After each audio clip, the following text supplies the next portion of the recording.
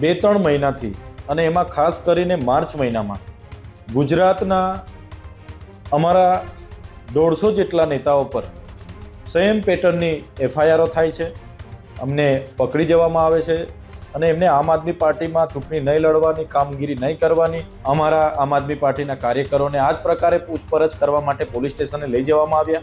ત્યાંના પીઆઈએ કીધું કે દેવભૂમિ દ્વારકાના એસપીનો આદેશ, તો ઉપરથી આદેશ આવ્યો છે ને આમ આદમી પાર્ટીના કાર્યકરો નેતાઓને તાત્કાલિક અસરથી આ પ્રકારે પૂછપરછ માટે બોલાવવા, એમની મિલકત, એમની સંપત્તિ, એમની ગાડી, બધી જ માહિતી મેળવવાનો આદેશ છે.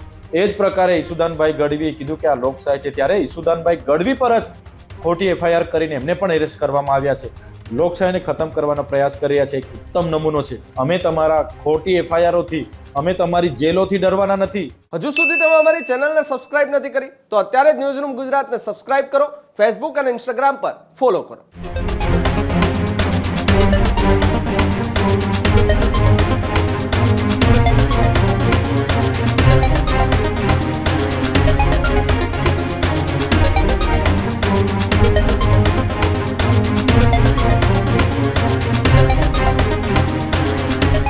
ઈસુદાન ગઢવીની ધરપકડ બાદ હવે આમ આદમી પાર્ટીમાં પણ ખળભળાટ મચ્યો છે.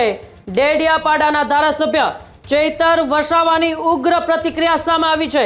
ગુજરાત આપના પ્રદેશ પ્રમુખ ઈસુદાન ગઢવીની ધરપકડ બાદ હવે ખળભળાટ મચ્યો છે. માર્ચ મહિનામાં આમ આદમી પાર્ટીના 150થી વધુ નેતાઓ પર પોલીસ કાર્યવાહી થઈ છે. ચૂંટણી ન લડવા માટે નેતાઓને ધાક ધમકી આપતા હોવાનો પણ ગંભીર આરોપ ચૈતર વસાવાએ લગાવ્યો છે.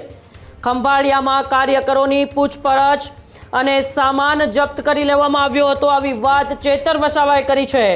એસપી અને પીઆઈ દ્વારા ખોટા કેસોમાં ફસાવવાની પણ ધમકી અપાઈ રહી છે. આવી વાત પણ ચૈતર વસાવાએ કરી છે. અમે જેલોથી ડરવાના નથી, વધુ તાકાતથી આંદોલન કરીશું. આવી ઉગ્ર પ્રતિક્રિયા એ ચૈતર વસાવાની સામે આવી છે. અમે ઈંટનો જવાબ પથ્થરથી આપીશું. એટલે કે આપના પ્રદેશ પ્રમુખ ઈસુદાન ગઢવીની દ્વારકાના ખંભાળિયામાં અત્યારે ધરપકડ થઈ છે. હવે એક બાદ એક આમ આદમી પાર્ટીના નેતાઓની પણ પ્રતિક્રિયા સામે આવી રહી છે. ત્યારે ડેડિયાપાડાના ધારાસભ્ય અને આમ આદમી પાર્ટીના નેતા ચૈતર વસાવાની પ્રતિક્રિયા સામે આવી છે. તેમણે કહ્યું કે આ માર્ચ મહિનાની અંદર આમ આદમી પાર્ટીના 150થી વધુ કાર્યકર્તાઓની ધરપકડ કરવામાં આવી છે. એસપી અને પીઆઈ દ્વારા ખોટા કેસોમાં ફસાવાની પણ ધમકી અપાઈ રહી છે. અમે જેલથી ડરવાવાળા નથી, અમે વધુ તાકાતથી એ લોકોની વચ્ચે જશું અને આંદોલનો કરીશું. અમે ઈંટનો જવાબ એ પથ્થરથી આપીશું. આવી ઉગ્ર પ્રતિક્રિયા એ ચૈતર વસાવાએ અત્યારે આપી છે. ચૈતર વસાવાની પ્રતિક્રિયાથી હવે આમ આદમી પાર્ટીના કાર્યકર્તાઓમાં પણ ક્યાંક ને ક્યાંક જોશ જોવા મળી રહ્યો છે. કારણ કે ઈસુદાન ગઢવી સહિતના કેટલાય કાર્યકર્તાઓની અત્યારે એક ખંભાળિયા પોલીસે જ્યારે ધરપકડ કરી છે, ત્યારે ડેડિયાપાડાના ધારાસભ્ય ચૈતર વસાવાએ પ્રતિક્રિયા આપતા શું કહ્યું, આપણે ચૈતર વસાવાને સાંભળીએ.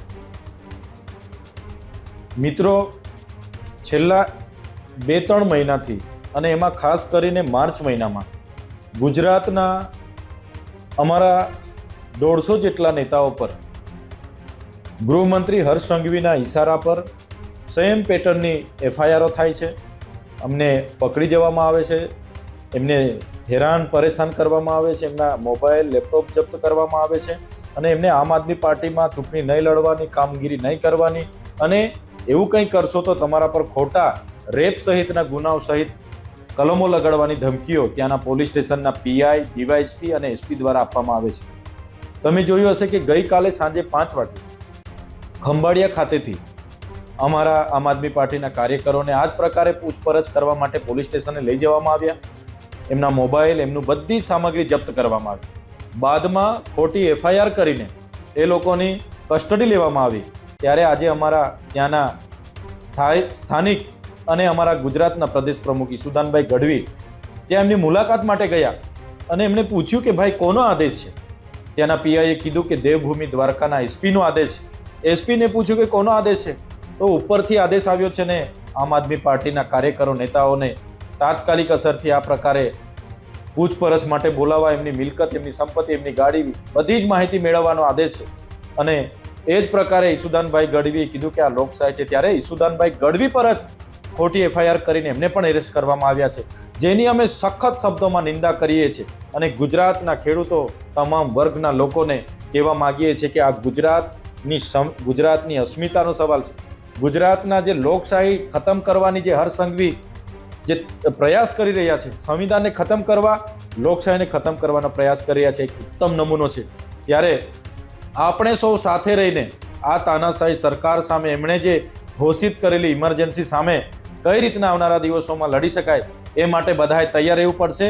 અને પોલીસને અને ભાજપને પણ અમે કહેવા માંગીએ છીએ, અમે તમારા ખોટી એફઆઈઆરોથી, અમે તમારી જેલોથી ડરવાના નથી, અમે એનાથી પણ વધારે તાકાતથી લડીશું. કેમ કે આમ આદમી પાર્ટી એ આંદોલનમાંથી બનેલી પાર્ટી છે અને ઈસુદાનભાઈ ગઢવીને જે એરેસ્ટ કરવામાં આવ્યા છે એની અમે સખત શબ્દોમાં નિંદા કરીએ છીએ અને આવનારા દિવસોમાં એનો જવાબ અમે ઈંટનો જવાબ પથ્થરથી આપવાના છે.